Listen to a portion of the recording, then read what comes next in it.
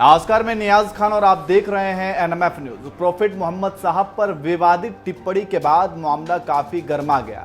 हालांकि ये विवादित टिप्पणी 10 दिन पहले की गई थी, लेकिन जब खाड़ी देशों में इस मुद्दे को तूल दिया गया तो यह मामला काफी गर्मा गया है। बीजेपी ने नुपुर शर्मा को 6 साल के लिए पार्टी से निकाल दिया।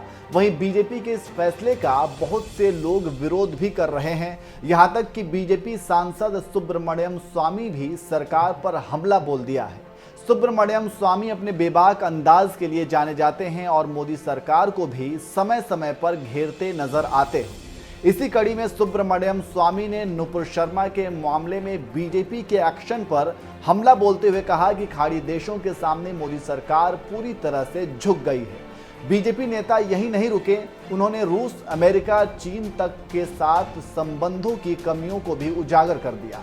दरअसल सुब्रमण्यम स्वामी ने सिलसिलेवार तरीके से कई ट्वीट्स किए और कहा, मोदी सरकार के 8 वर्षों के दौरान भारत माता को शर्म से सिर झुकाना पड़ा, क्योंकि हम लद्दाख पर चीनियों के सामने रेंगते रहें, रूसियों के सामने घुटने टेकते रहें, क्वाड में अमेरिकियों के सामने झुके रहें। अब हमने छोटे से कतर के सामने साष्टांग दंडवत कर दिया है। यह हमारी विदेश नीति की कमियां हैं। वहीं एक दूसरे ट्वीट में स्वामी ने कतर के साथ भारत के आर्थिक संबंधों को लेकर भी हमला बोला। उन्होंने कई हिस्सेदारियों के बारे में भी बताया। उन्होंने कहा, मुंबई हवाई अड्डे में कतर की हिस्सेदारी के बारे में नया क्या है। हाल के घटनाक्रम से पता चलता है कि कतर की नई दिल्ली में नॉर्थ और साउथ ब्लॉक में पहले से ही हिस्सेदारी है। वास्तव में NSA की एक शाखा दोहा से संचालित होती है। एक गुजराती अपराधी के अपहरण में कतर के विमानों का इस्तेमाल किया गया था।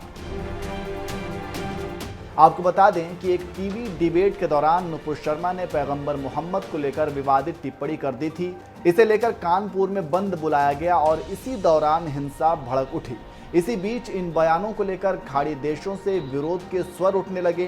कतर, कुवैत और ईरान ने भारतीय राजदूतों को तलब कर लिया। इसी बीच बीजेपी ने पहले तो एक बयान जारी किया कि वो सभी धर्मों को सम्मान करती है, फिर नुपुर शर्मा को पार्टी से निलंबित कर दिया। वहीं बीजेपी के इस फैसले से बीजेपी के ही कई नेता नाराज दिख रहे हैं और भारत के विदेश नीति पर सवाल खड़े कर रहे हैं। सुब्रमण्यम स्वामी ने भी ट्वीट कर विदेश नीति पर सवाल खड़े कर दिए हैं। सुब्रमण्यम स्वामी के इस ट्वीट को आप कैसे देखते हैं, आप भी हमें कमेंट करके जरूर बताएं।